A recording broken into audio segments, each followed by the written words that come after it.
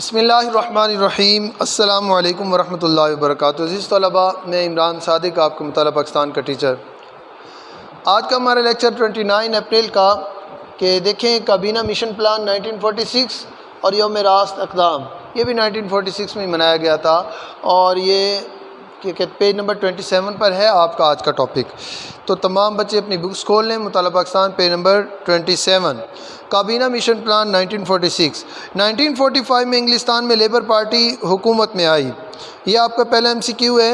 انگلستان میں labour party کب برسر اقتدار آئی، حکومت میں کب آئی؟ 1945 میں لیبر پارٹی برطانیہ میں حکومت میں آئی۔ برطانوی حکومت نے ہندوستان میں بڑھتی ہوئی سیاسی بے چینی کے پیش نظر کابینہ مشن بھیجا، جو کہ 3 ارکان پر مشتمل تھا۔ ہاں جی، یہ بھی آپ کے MCQ بن جائے گا۔ کابینہ مشن کتنے ارکان پر مشتمل تھا؟ 3 ارکان پر مشتمل تھا۔ اور یہ میں نے شارٹ کویشچن بنایا ہے، کابینہ مشن کیوں بھیجا گیا؟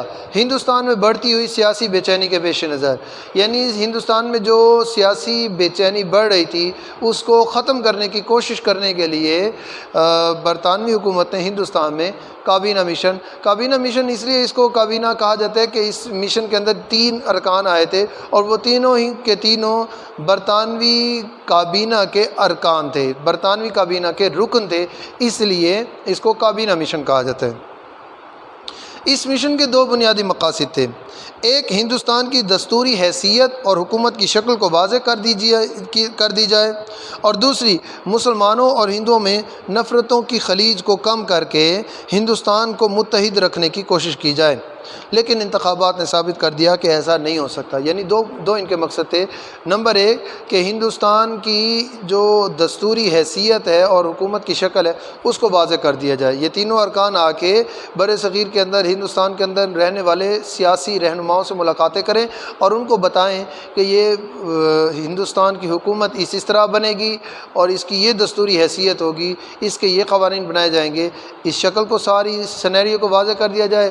اور دوسرا، جو مسلمانوں اور ہندوؤں کے درمیان جو نفرت بڑھ رہی تھی، اس کا ایک نقصان برطانوی حکومت کو یہ ہو رہا تھا کہ مسلمان الگ ملک کا مطالبہ کر رہے تھے، اور اس طرح اگر نفرت بڑھتی جاتی تو ایک وقت ایسا آتا کہ وہ مسلمانوں کے لیے الگ ملک بنانا پڑتا، جو کہ برطانیہ کے لیے ناقابل قبول تھا۔ وہ نہیں چاہتا تھا کہ ہندوستان کو تقسیم کیا جائے، تو اس نے یہ کوشش کی کہ مسلمانوں اور ہندوؤں کے درمیان نفرتوں کی خلیج کو کم کیا جائے اور ان کو ہندوستان میں متحد رکھنے کی کوشش کی جائے، مگر وہ ناکام رہے، چونکہ مذہب، ثقافت، سیاسی، معاشرتی ہر لحاظ سے مسلمان ہندوؤں سے الگ تھے، تو وہ اکٹھے نہیں رہ سکتے تھے۔ جو مسلم لیڈران اکثر اپنی تقاریر میں اور اپنے خطبوں میں کہا کرتے تھے، اور یہ بات پھر عام انتخابات میں بھی ثابت ہو گئی کہ جن سیٹوں پر مسلم لیگ کے نمائندے کھڑے ہوئے تھے، مسلمانوں نے انہی نمائندوں کو ووٹ دیا، اور کانگریس نے جن سیٹوں پر اپنے مسلم نمائندوں کو کھڑا کیا تھا، اگرچہ وہ مسلم نمائندے تھے مگر چونکہ ان کا تعلق کانگریس سے تھا، مگر ان کو ووٹ نہیں پڑے، انہیں شکست کا سامنا کرنا پڑا۔ تو اس بات سے ثابت ہو گیا کہ مسلمان اور ہندو اکٹھے بر صغیر کے اندر نہیں رہ سکتے تھے۔ کابینہ مشن کے ارکان نے تمام سیاسی جماعتوں کے رہنماؤں سے ملاقات کی، مگر وہ کسی نتیجے پر نہ پہنچ سکے۔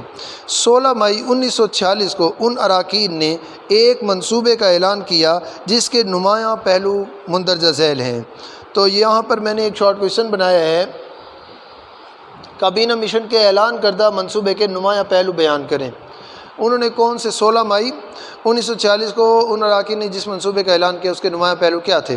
نمبر 1، بر صغیر میں یونین قائم کی جائے گی جو امور خارجہ، دفاع اور مواصلات کی ذمہ دار ہوگی۔ یعنی ایک کمیٹی بنائی جائے گی جو امور خارجہ، دفاع اور مواصلات کی ذمہ دار ہوگی، اس کی ذمہ داری ہوگی کہ وہ ان محکموں کو چلائے گی۔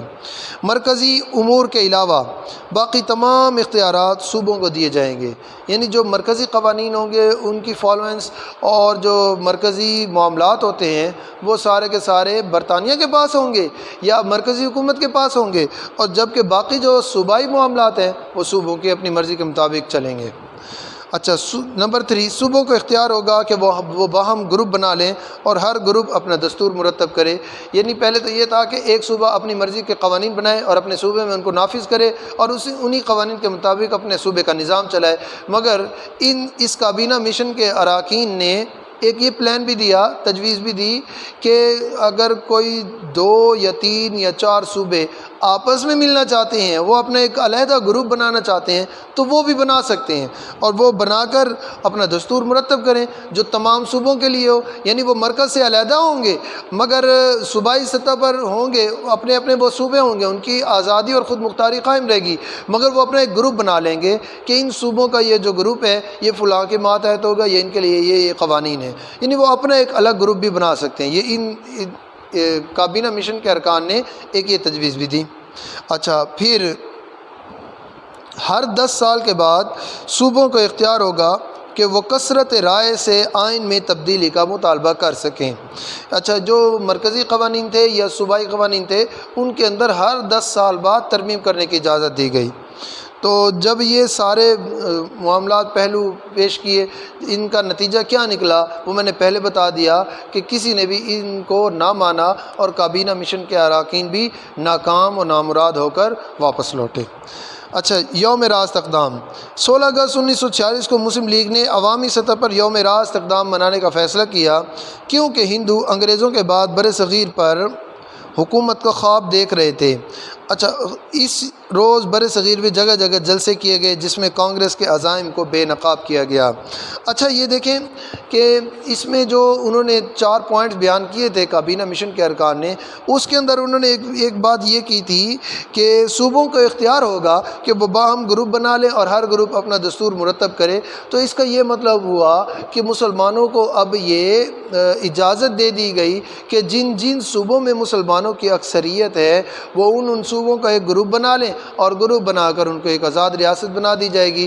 اب ان کو یعنی آزادی اور خود مختاری دے دی گئی ایک قسم سے، اور کابینہ مشن کے اراکین نے اپنی تجاویز میں اس بات کو شامل کیا، جبکہ کابینہ مشن کو پھر مسلم لیگ نے قبول کر لیا اور کانگریس نے اس کو ریجیکٹ کر دیا، مسترد کر دیا، اس وجہ سے کہ ان کو اس پوائنٹ پر اعتراض تھا کہ مسلمان اب اپنے صوبوں کا ایک گروپ بنا کر اپنی ایک آزاد الگ ریاست قائم کر لیں گے۔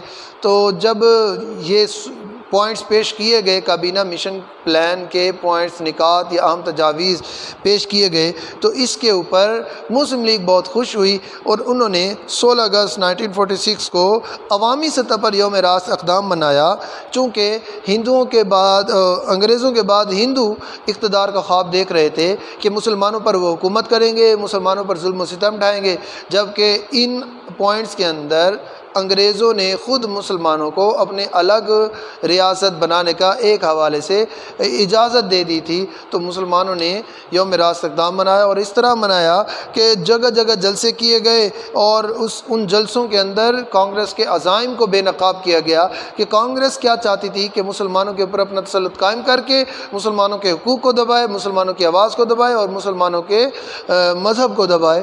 تو ان کے عزائم کو بے نقاب کیا گیا اور مسلم لیگ نے جگہ جگہ پر یوم راست اقدام منایا۔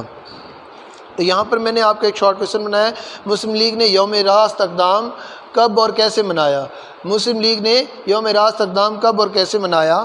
مسلم لیگ نے یوم راست اقدام 16 اگست 1946 کو جگہ جگہ جلسے کیے اور کانگریس کے عزائم کو بے نقاب کر کے بنایا۔ اور ادھر میں نے دیکھیں آپ کے MCQ لکھے ہوئے ہیں، کابینہ مشن کب بھیجا گیا؟ 1946 میں۔ لیبر پارٹی کب برطانیہ میں برسر اقتدار آئی؟ 1945 میں۔ اور یوم راست اقدام کب منایا گیا؟ 16 اگست 1946 کو۔ اور اس کے علاوہ اور MCQs اور شارٹ کویسچن میں آپ کو کلاس ورک میں بھیج دوں گا۔ اگر آپ کو کوئی چیز سمجھ نہ آئی ہو تو آپ مجھ سے رابطہ کر کے رہنمائی حاصل کر سکتے ہیں۔ السلام علیکم ورحمۃ اللہ وبرکاتہ۔